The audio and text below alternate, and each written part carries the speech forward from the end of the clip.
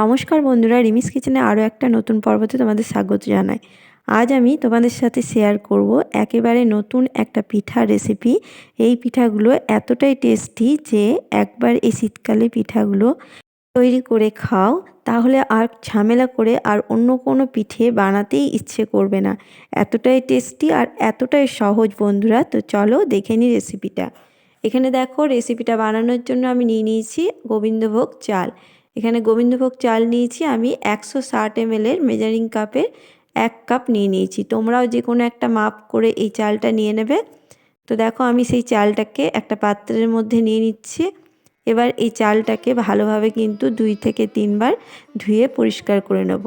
তো চলো, জল দিয়ে আমি এটা ধুয়ে পরিষ্কার করে নিয়ে চলে এসেছি। দেখতেই পাচ্ছ, এটাকে ধুয়ে নিয়েছি ভালোভাবে। দেখো, এটা আমার ধোয়া হয়ে গেছে। এরপর আমি এখানে যে কাপের মাপে আমি চালটা দিয়েছি সেই কাপের মাপেই কিন্তু আমি দিয়ে দেবো 1 কাপ মতন জল। একটা মাপ করে নেবে, সেই মাপেই কিন্তু প্রত্যেকটা জিনিস এখানে দিয়ে দেবে। তো দেখো, আমি এখানে দিয়ে দিলাম একই কাপের মাপে 1 কাপ মতন জল। এরপর আমি এখানে দেখো এটাকে গ্যাসের মধ্যে চাপিয়ে দিয়েছি এবং গ্যাসটাকে আমি জ্বালিয়ে দিচ্ছি। এরপর এটাকে আমি জাস্ট যতক্ষণ না এটা ফুটে উঠছে, শুধুমাত্র একটা ফুট যখন দিয়ে দেবে তখনই কিন্তু আমি গ্যাসের আঁচকে বন্ধ করে দেবো।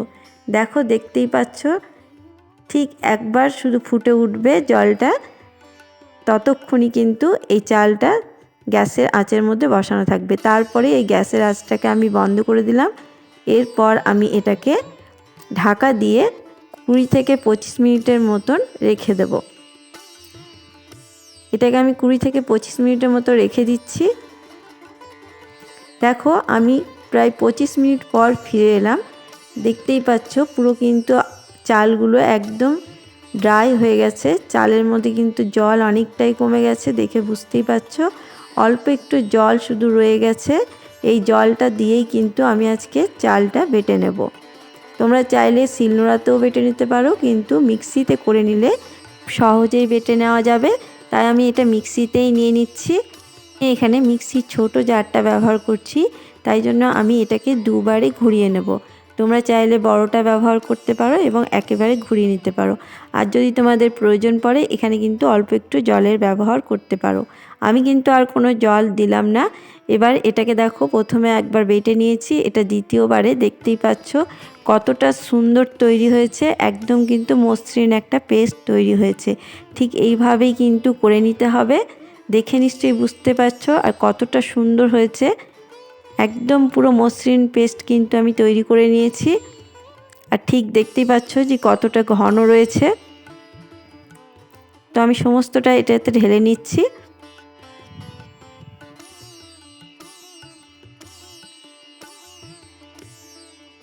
তো সমস্ত পেস্টটা আমি এখানে ঢেলে নিলাম।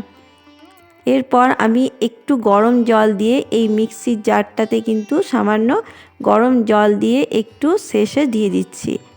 অবশ্যই কিন্তু গরম জলটাই দেবে, ঠান্ডা জল ব্যবহার করবে না। ওর মধ্যে আমি একটু গরম জল দিয়ে এর মধ্যে দিয়ে দিলাম। আর এখানে দিয়ে দিচ্ছি স্বাদ মতন লবণ। এরপর পুরো ভালোভাবে কিন্তু এটাকে ফেটিয়ে নিতে হবে। লবণটাকে মিশিয়ে নিচ্ছি এবং ভালোভাবে এটাকে ফেটিয়ে নিচ্ছি। অবশ্যই কিন্তু ভালোভাবে ফেটিয়ে নিতে হবে এটাকে। তোমাদেরকে আমি দেখিয়ে দেব ঠিক কেমন ঘনত্বের কিন্তু তৈরি করতে হবে। এটাকে আমি ভালোভাবে আগে ফেটিয়ে নিচ্ছি। প্রায় 1 থেকে 2 মিনিট মতন আমি ফেটিয়ে নিয়েছি এটা। তো বন্ধুরা, এটা একবার বাড়িতে অবশ্যই বানিয়ে দেখো। খুবই সহজ তৈরি করা এই পিঠাগুলো আর খুবই টেস্টি হয়।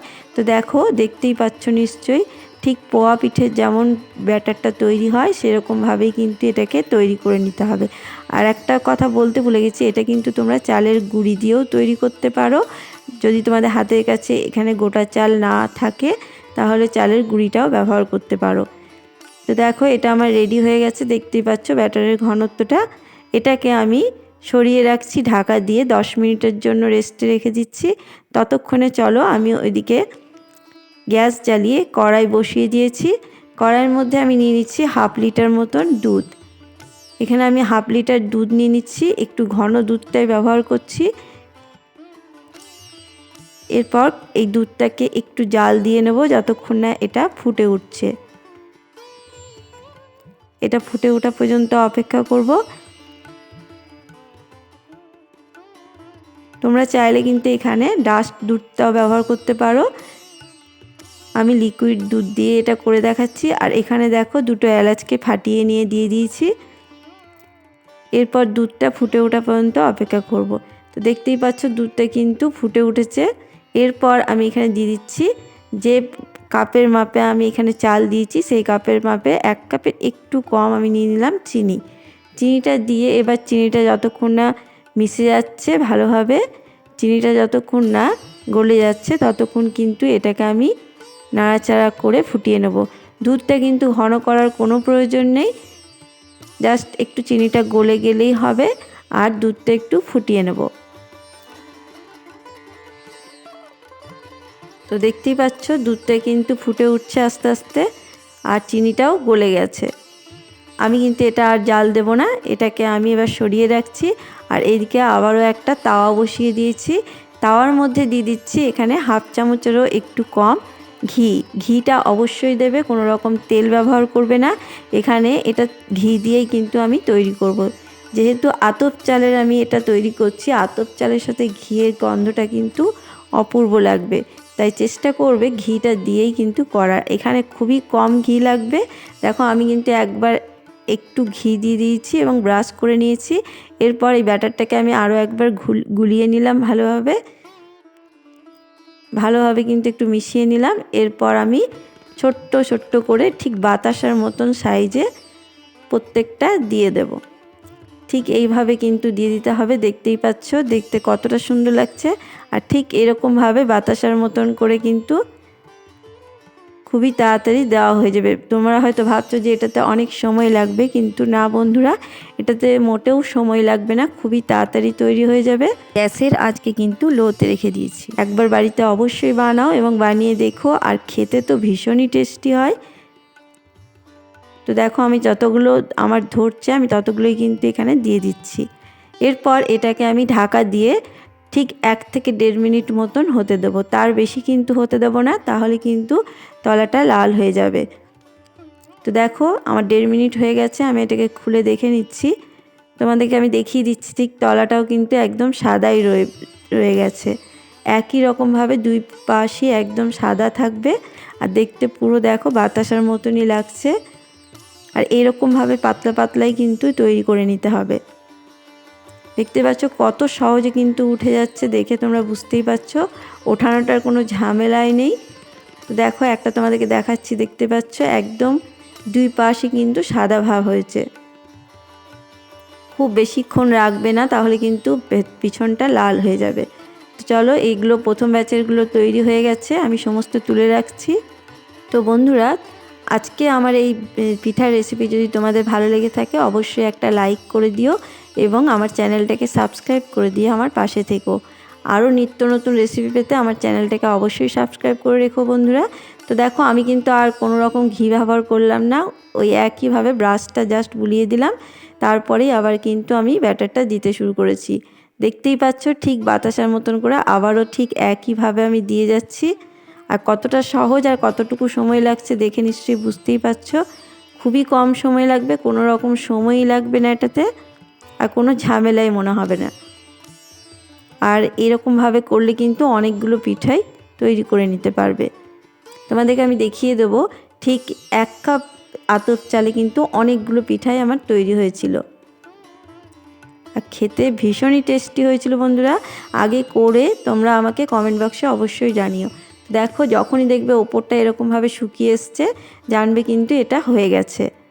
ওপরটা কিন্তু কোনো রকম উল্টে পাল্টে করার প্রয়োজন নেই। ওপরটা শুকিয়ে গেলেই, ড্রাই হয়ে গেলেই এগুলোকে তুলে নিতে হবে। দেখো কত সহজেই কিন্তু উঠে এসছে, দেখে বুঝতেই পারছো কতটা সুন্দর হয়েছে। তো আমি সমস্তগুলো কিন্তু তুলে নিলাম। তো দেখো কতটা ভালো হয়েছে দেখতে পাচ্ছ, একদম পুরো মনে হচ্ছে বাতাসা। আর কত সাদা ধবধবে হয়েছে দেখেই নিশ্চয়ই বুঝতে পারছো। তো এইভাবে কিন্তু আমি সমস্তগুলোকে তৈরি করে নিয়েছি পিঠাগুলোকে। তো এগুলো আমার সমস্ত রেডি হয়ে গেছে। এরপর চলো এই গ্যাসের মধ্যে আমি আবারও দুধটা একটু গরম করতে দিলাম। একটু সামান্য ফুটে উঠলেই কিন্তু আমি পিঠাগুলো দিয়ে দেবো। দেখো এটা কিন্তু ফুটে উঠেছে। এরপর আমি এখানে পিঠাগুলোকে দিয়ে দিচ্ছি, সমস্ত পিঠে আমি দিয়ে দিয়েছি।